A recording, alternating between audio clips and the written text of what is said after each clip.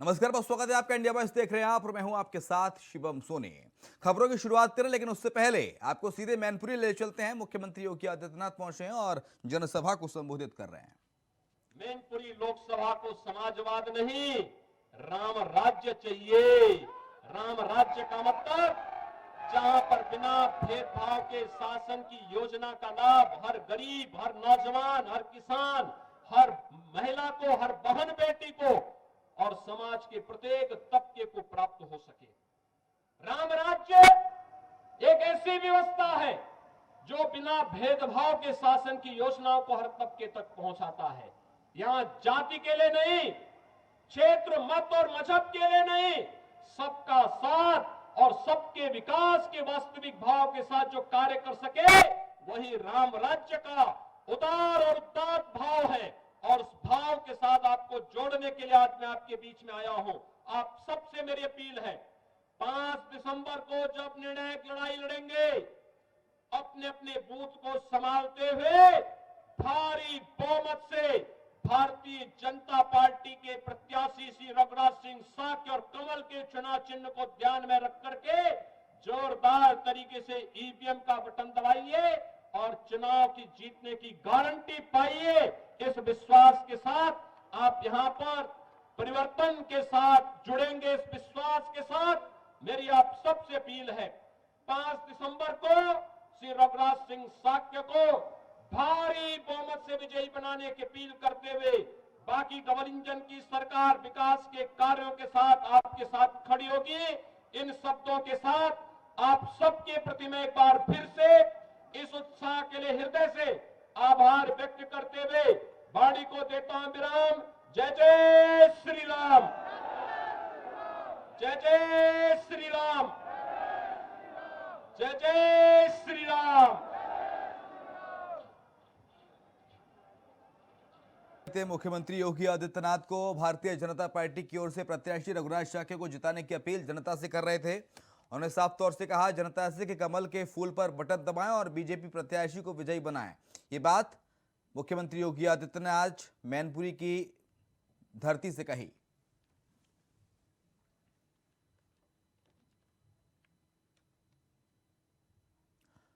अब बात प्रयागराज की कर लेते हैं, जहां पर माफिया मुख्तार अंसारी की याचिका को हाईकोर्ट ने खारिज कर दिया है। कांग्रेस नेता अजय राय के भाई की हत्या का पूरा मामला बताया जा रहा है। ट्रायल को लेकर अजय राय ने दाखिल की थी याचिका। हाईकोर्ट ने अजय राय की याचिका को खारिज कर दिया है। वाराणसी में चल रहे ट्रायल को प्रयागराज कराने की मांग की गई थी। अवधेश राय की हत्या के मामले में मुख्तार संग कई आरोपी भी हैं। इसको लेकर अब कांग्रेस नेता अजय राय के भाई की हत्या का पूरा मामला है, जहां पर इस याचिका को खारिज कर दिया गया है। माफिया मुख्तार अंसारी को ये बड़ा झटका कहेंगे। मुख्तार अंसारी की जो याचिका थी उसे अब हाईकोर्ट ने, इलाहाबाद हाईकोर्ट ने इसे खारिज कर दिया है।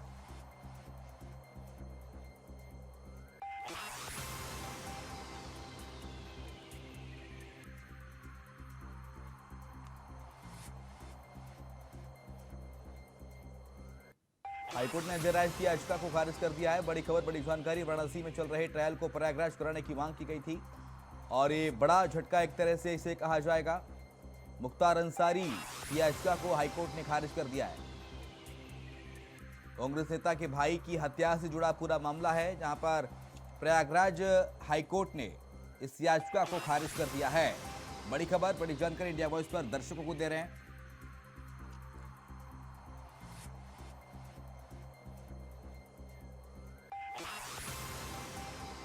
ट्रायल को लेकर अजय राय ने दाखिल की थी ये याचिका और इस याचिका को खारिज कर दिया गया प्रयागराज हाईकोर्ट के द्वारा। कांग्रेस नेता अजय राय के भाई की हत्या का पूरा मामला है, जहां पर ये बड़ा झटका इसे कहेंगे हाईकोर्ट से।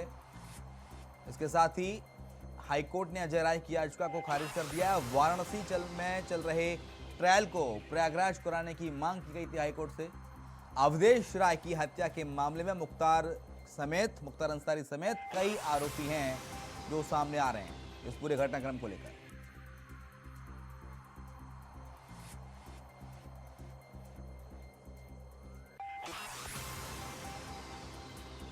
तो ट्रायल को लेकर अजय राय ने ये याचिका दरअसल दाखिल की थी और एक बड़ा झटका इसे कहेंगे हाईकोर्ट की ओर से।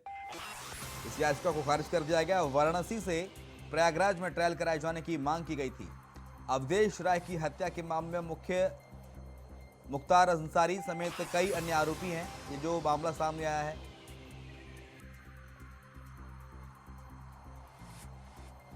मुख्तार अंसारी को हाईकोर्ट से बड़ी राहत।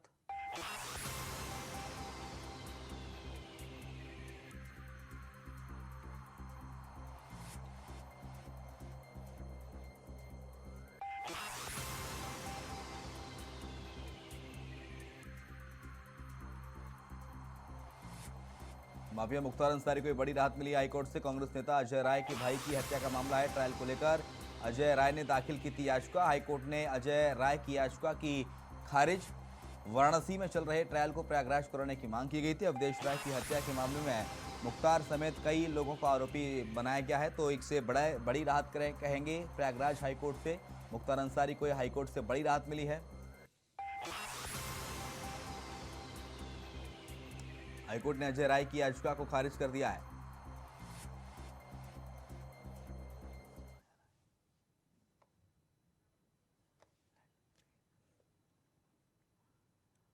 तो माफिया मुख्तार अंसारी को हाईकोर्ट से ये बड़ी राहत कही जाएगी। बड़ी राहत मिली हाईकोर्ट से। कांग्रेस नेता अजय राय के भाई की हत्या का पूरा मामला है। शुएब रिजवी ज्यादा जानकारी के लिए हमारे साथ हमारे संवाददाता सीधे इस वक्त लाइव मौजूद हैं।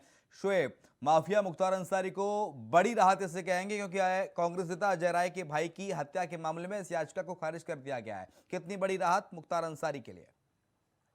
बिल्कुल निश्चित तौर पर इसलिए भी राहत कही जाएगी क्योंकि इसमें मुख्तार अंसारी सहित कई लोग आरोपी बनाए गए थे जिनका बाकायदा ट्रायल चल रहा है।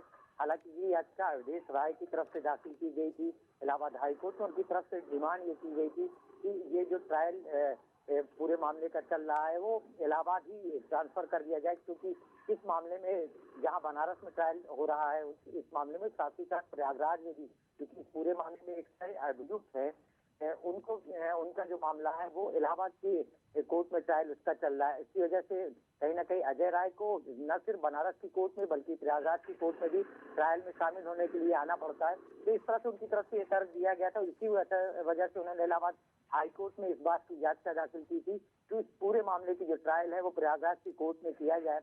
फिलहाल कोर्ट ने उनकी इसे याचिका को स्वीकार नहीं किया, इसे खारिज कर दिया। तो एक झटका कह सकते हैं अजय राय की तरफ से ये पूरा मामला था। अजय राय के जो भाई है अवधेश राय, उनकी हत्या हुई थी और उस मामले में मुख्तार अंसारी सहित कई लोग आरोपी बनाए गए थे।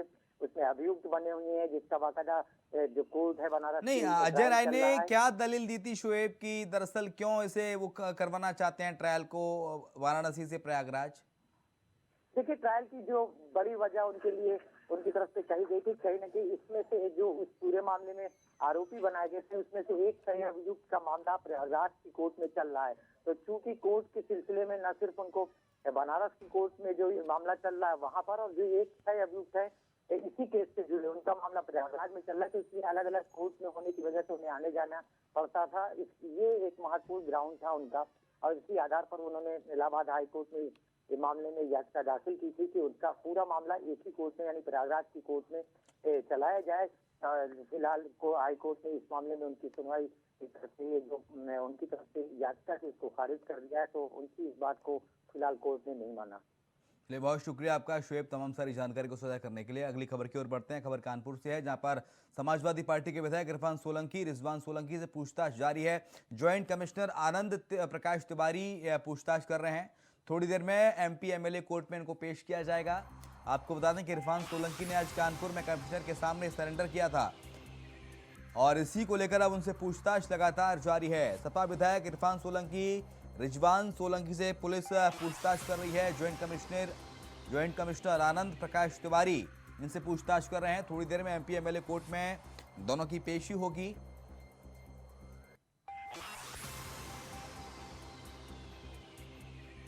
तो दोनों से पूछताछ हो चुकी है। सपा विधायक और इरफान सोलंकी और रिजवान सोलंकी दोनों से पूछताछ कर ली गई है। ज्वाइंट कमिश्नर आनंद तिवारी ने पूछताछ की है। थोड़ी देर में अब एमपी एमएलए कोर्ट में पेशी होगी, जहां पर इनको पेश किया जाएगा। अब से थोड़ी देर बाद ये पेशी एमपी एमएलए कोर्ट में। आज ही सरेंडर किया था इरफान सोलंकी ने। दरअसल मुंबई भाग गए थे इरफान सोलंकी।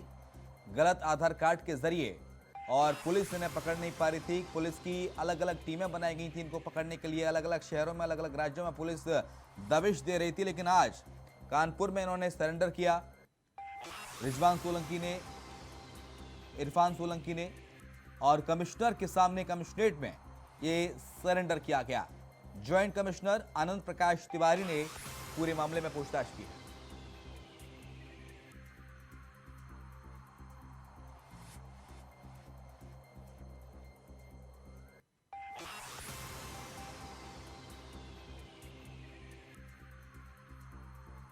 मोहम्मद असलम जुड़ गए हमारे साथ, हमारे संवाददाता सीधे फोन लाइन पर। मोहम्मद असलम, ज्वाइंट कमिश्नर ने पूछताछ कर ली है इरफान सोलंकी, रिजवान सोलंकी से। पूछताछ में क्या कुछ निकलकर सामने आया पाया है, कुछ तय हो पाया है, कुछ जानकारी? देखिए, ये पूरा जो मामला है वो प्लॉट का प्रकरण था, जमीनी विवाद था, जिसके बाद एक मकान पे एक प्लॉट में आग लगी थी, जिसमें जो पीड़ित महिला थी उसने साफ तौर पर इरफान और जो उनके भाई रिजवान है उनको आरोपी बनाया था। और इस पूरे मामले पर 2 दिन के बाद ही तत्काल प्रभाव से मुकदमा भी दर्ज कर लिया गया। तो उसी को लेकर इरफान की तलाश में लगातार पुलिस कई राज्यों में ढूंढ रही थी। हालांकि आज सुबह उन्होंने कमिश्नर ऑफिस कार्यालय में आत्मसमर्पण किया है, जिसके बाद उनको सीधा मेडिकल के लिए पुलिस लाइन ले जाया गया है और वहां पर ज्वाइंट कमिश्नर और डीसीपी क्राइम उनसे पूछताछ कर रहे हैं। और पूछताछ के बाद उनको कोर्ट में वहां पर पेश किया जाएगा और पुलिस प्रयास करेगी कि उनको जो पुलिस है उनके इरफान व रिजवान की रिमांड ले सके। और जो क्योंकि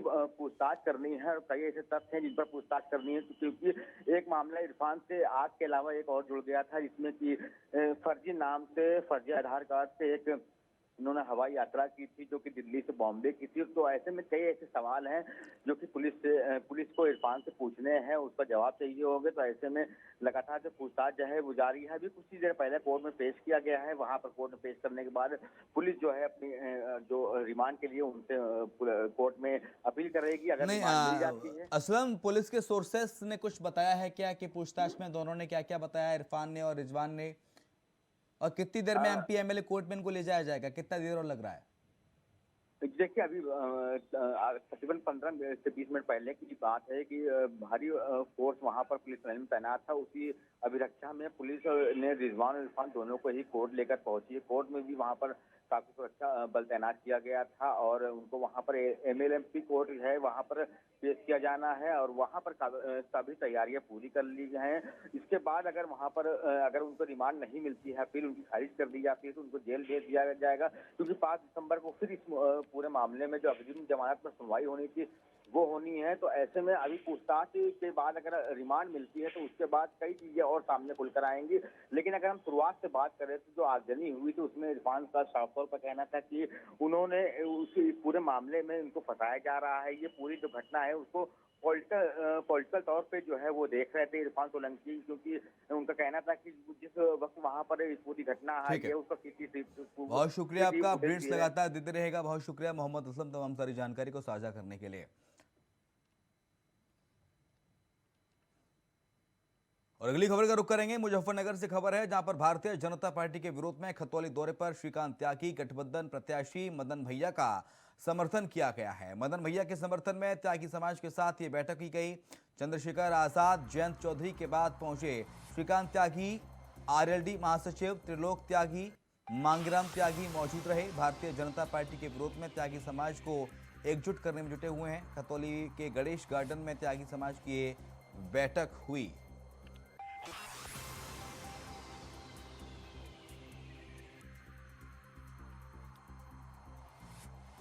बीजेपी के विरोध में खतौली दौरे पर हैं श्रीकांत त्यागी।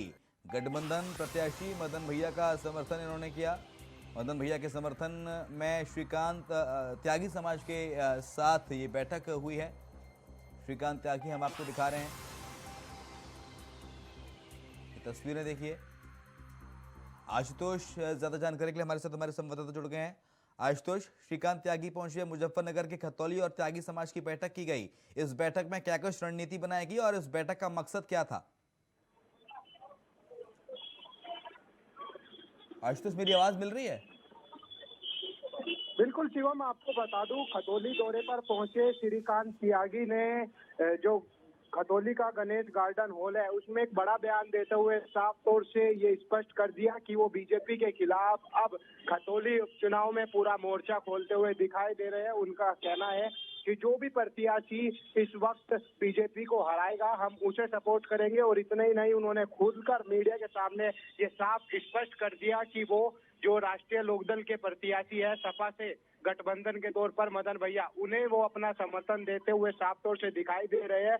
और उनका ये भी कहना है कि बीजेपी के लोगों ने उनका शोषण किया है और जिस तरह से त्यागी समाज के लोगों ने जब श्रीकांत प्रकरण हुआ और उसके बाद जो ज्ञापन अधिकारियों को नहीं सौंपा गया आशुतोष, ये है, कौन वो सी बात हुई ज्ञापन कि आप आज गुंडई कूड़े के करो, ढेर में पड़ा आप है। महिला तो से कहीं ना गाली कहीं दो बीजेपी उसकी सरकार पर सोसाइटी में श्रीकांत और फिर आप पर त्यागी कार्रवाई भी ना समाज की के जाए तो लोगों फिर ने आप उत्पीड़न सरकार का को आरोप दोष देंगे, आप पार्टी को दोष देंगे।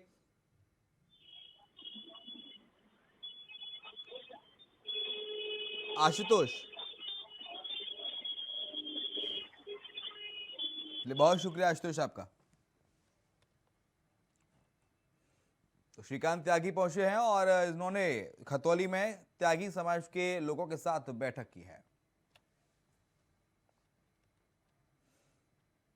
अब बात नोएडा की करेंगे, जहां पर अपहरण हुए 5 महीने के बच्चे को पुलिस ने कड़ी मशक्कत के बाद सकुशल बरामद किया है। साथ ही पुलिस ने अपहरणकर्ता को भी गिरफ्तार किया है। पुलिस के पूछताछ में आरोपी ने बताया कि बच्चे के पिता से उसका झगड़ा हो गया था, उसी नाराजगी को लेकर बच्चे का अपहरण किया गया। फिलहाल पुलिस ने मासूम बच्चे को उसके परिजनों के सुपुर्द कर दिया है।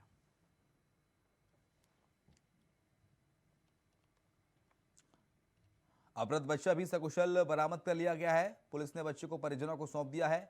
नोएडा से एक खबर हम आपको बता रहे हैं, जहां पर मासूम का अपहरण कर लिया गया था। 5 महीने के बच्चे को पुलिस ने कड़ी मशक्कत के बाद सकुशल बरामद किया है। साथ ही पुलिस ने अपहरणकर्ता को भी गिरफ्तार किया है। पुलिस के पूछताछ में आरोपी ने बताया कि बच्चे के पिता से उसका झगड़ा हो गया था और उसी नाराजगी को लेकर बच्चे का अपहरण कर लिया गया। फिलहाल पुलिस ने मासूम बच्चे को उनके परिजनों के सुपुर्द कर दिया है। तस्वीरें भी हम आपको बता रहे हैं, देखिए माता पिता दोनों हैं और हाथ में गोदी में लिए हुए मासूम बच्चे को। नितिन जुड़ गया हमारे साथ, हमारे संवाददाता, सीधे नितिन का रुख करेंगे। नितिन, 5 महीने के बच्चे को किडनैप कर लिया था आरोपी ने। वजह बताई जा रही है कि उसके पिता से आरोपी का झगड़ा हुआ था। फिलहाल पुलिस ने इस पूरे मामले में क्या कुछ अपडेट्स दिया है और कितने दिन बाद पुलिस ने इस बच्चे को परिजनों को सुपुर्द करने में कामयाब पुलिस हुई है? जी देखिए, बिल्कुल अपहरण करता हुए जो बच्चा था वो 5 साल का बच्चा बताया जा रहा था कि 5 साल के बच्चे का जो है अपहरण करके जो ले गया था। उसके पड़ोसी थे, जिस तरीके से बच्चे के साथ में उसके परिवार वालों के आपस में लड़ाई हो गई थी, तो उस लड़ाई की वजह से जो है बच्चे को अपहरण करके 5 साल का जो बच्चा था उसे जो है अपहरण करके ले गया था। लेकिन उसके बाद 24 घंटे के बाद जिस तरीके से नोएडा के थाना 113 प्रभारी जो है प्रमोद कुमार को पता चलता है कि उसकी सूचना जैसे आप पड़ोस में मिलती है, उसके परिवार वाले जाके देते थाने के अंदर, तो जब भी आनंद फानन में आके नोएडा पुलिस के थाना इंस्पेक्टर जो है प्रमोद कुमार, वो आनंद फानन में आके तुरंत बच्चे की जो ढूंढ है वो मचाने लगते हैं। लेकिन उसके बाद में जब 105 साल के बच्चे का अपहरण करके जो का अपहरण करता था उसको ले जाया गया, उसको लेके गए थे। लेकिन उससे पहले जो है जहाँ काम किया था पहले उसके परिवार वालों ने, तो उसमें बातचीत भी उसके परिवार वालों ने कंपनी में जाके उनसे बातचीत की। पुलिस प्रशासन वहाँ पहुंचा उस कंपनी के बाद में, जब पता चला कि ये बच्चा जो काम करता था वहाँ पर जो आदमी जो इसके परिवार वाले उनके साथ में कार्य करते थे, लेकिन आपस में कुछ गाली गलौच हुई थी, उसको लेके वो यहाँ पर जो है मारा पीटी हुई थी। तो उसको देखते हुए बच्चे को अपहरण करके जो है वो वहाँ से ले जाता है। 5 साल का बच्चा था, जैसे 5 साल के बच्चे को जब बच्चे को अपहरण करके आरोपी ले जा रहा था तो किसी ने देख लिया था उसे? सीसीटीवी में विजुअल कैद हुआ था? कैसे पता चला पुलिस को कि पुलिस ने कैसे पहुंची अपहरणकर्ता तक पुलिस?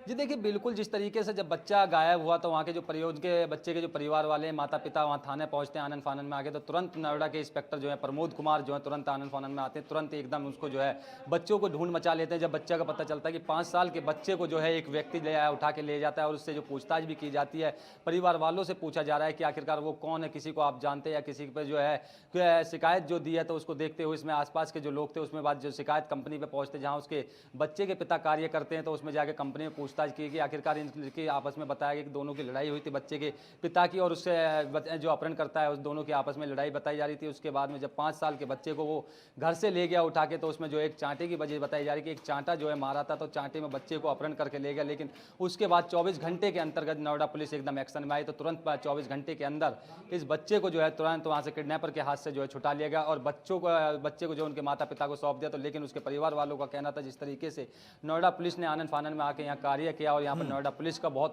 धन्यवाद किया कि पहली बार जब नोएडा की कमिश्नर लक्ष्मी सिंह को पता चलता है इस चीज़ को कि लक्ष्मी सिंह जैसे ही चार्ज संभाला तो उन्होंने जो आनन फानन में आकर नोएडा के प्रमोद इंस्पेक्टर 113 के प्रमोद जो बने हैं अभी नए इंस्पेक्टर बनाए गए हैं, तो उसको देखते वो भी अभी दो दिन पहले ही इंस्पेक्टर बने थे, तो उसको जैसे ही पता चलता है दोनों लोगों को तो तुरंत उनकी जो टीम है एकदम काम करती है और तमाम बिंदुओं पर बैठ कर कार्य करते। लेकिन जिस पर बच्चे को ले गया था अपहरण करता, तो उसमें जो फ़ोन की भी जो लोकेशन नहीं मिल पा रही थी, लोकेशन से भी उसका कोई पता नहीं चल पा रहा था, फ़ोन को भी उससे कॉल डिटेल भी उसमें निकाली जा रही थी, लेकिन उसके अपहरणकर्ता के पास कोई फ़ोन नहीं था। तो लेकिन उसके बाद में जब परिवार कंपनी से उसका पता चलता है कि ये व्यक्ति यहाँ रहता है, तो वहाँ पर जब पुलिस पहुँचती है तो तुरंत बच्चे को उसके घर से जो है उठा लाती है और साथ ही उस बच्चे को आके उसके माता पिता को सौंप दिया जाता है। जी चलिए, बहुत शुक्रिया आपका तमाम सारी जानकारी को साझा करने के लिए नितिन।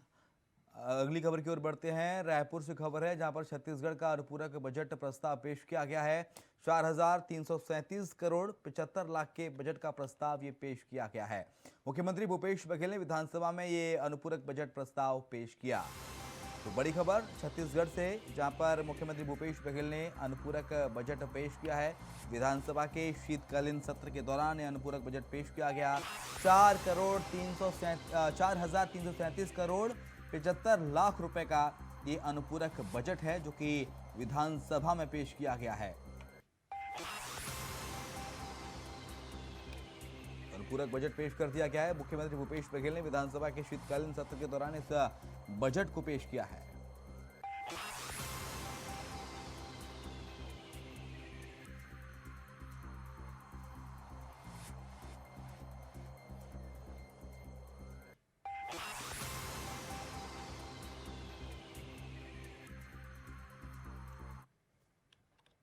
मैनपुरी में उपचुनाव को लेकर समाजवादी पार्टी लगातार बीजेपी सरकार पर पुलिस और प्रशासन का दुरुपयोग करने का आरोप लगा रही है, जिसमें समाजवादी पार्टी के पूर्व सांसद धर्मेंद्र यादव की पुलिस से नोकझोंक हो गई। यह पूरा मामला मैनपुरी की कुरावली विधानसभा क्षेत्र का है। समाजवादी पार्टी के पूर्व सांसद धर्मेंद्र यादव पुलिस द्वारा गाड़ी की चेकिंग किए जाने को लेकर नाराज हो गए। सपा नेता का आरोप है कि उनके आगे से ही बीजेपी नेता और कार्यकर्ता की गाड़ी निकल रही थी, उन्हें पुलिस नहीं चेक कर रही थी, जिसके बाद पुलिस के साथ उनकी काफी देर तक बहस हुई। पूर्व सांसद पुलिस पर अत्याचार किए जाने का आरोप भी लगाते नजर आए। उन्होंने कहा कि ये डेमोक्रेसी पर अत्याचार है, ये बिल्कुल ठीक नहीं है। हमें तो कोई दिक्कत नहीं, आप करो, मैं बैठा हूँ, हमारी भी कर लो, लेकिन बीजेपी वालों की क्यों नहीं कर रहे हो? नहीं, बीजेपी क्यों नहीं कर रहे हो? बीजेपी क्यों नहीं दिख रही आपको? आगे कितनी कर रहे हो?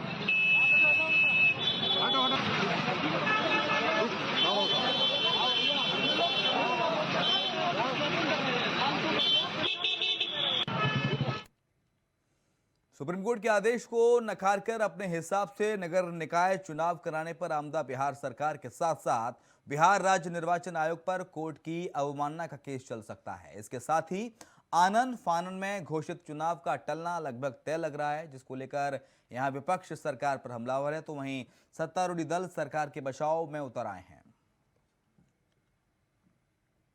इस मामले में छपास की बीमारी से तो सुशील कुमार मोदी जी ग्रसित है।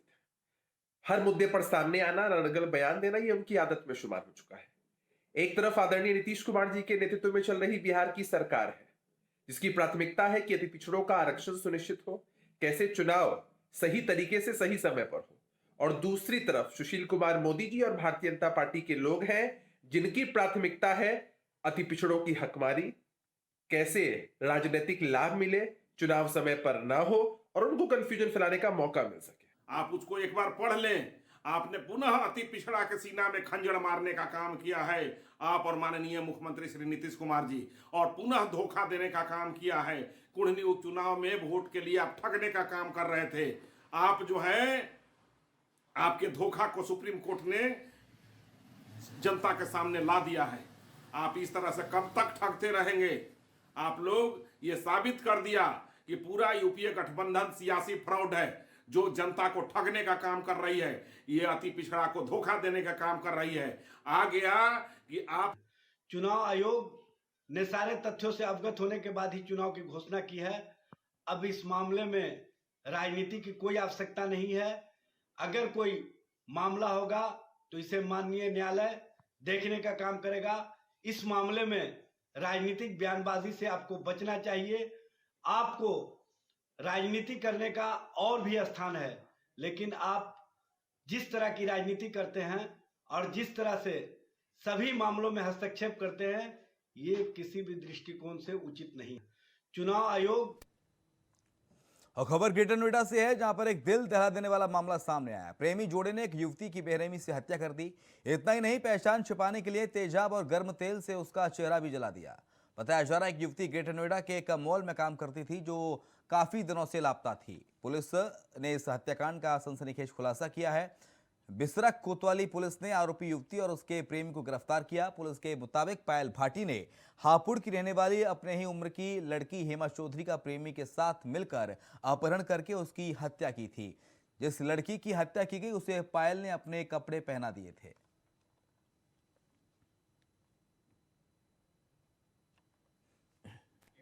की हत्या करने में ये लोग सफल नहीं हो पाए। इस पूरे प्रकरण में हेमा की गुमशुदगी थाना बिसरक पर लिखी गई थी। यहाँ पे थाना बिसरक पुलिस टीम ने बहुत प्रोफेशनल तरीके से इसमें एविडेंस कलेक्ट किया है। विशेष तौर पे जो सब इंस्पेक्टर उपेंद्र हैं, जिनके पास इस मिसिंग की शुरुआती जांच थी, उन्होंने बहुत प्रोफेशनल तरीके से, और बाकी टीम ने SHO बिसरक ने पूरे प्रोफेशनल तरीके से इसको हैंडल किया है केस को। बाकी चेन ऑफ कस्टडी बनाई जा रही है, एविडेंस कलेक्ट किए जा रहे हैं इस पूरे। और इसके साथ बुलेटिन में इतना ही। खबरें लगातार जारी हैं।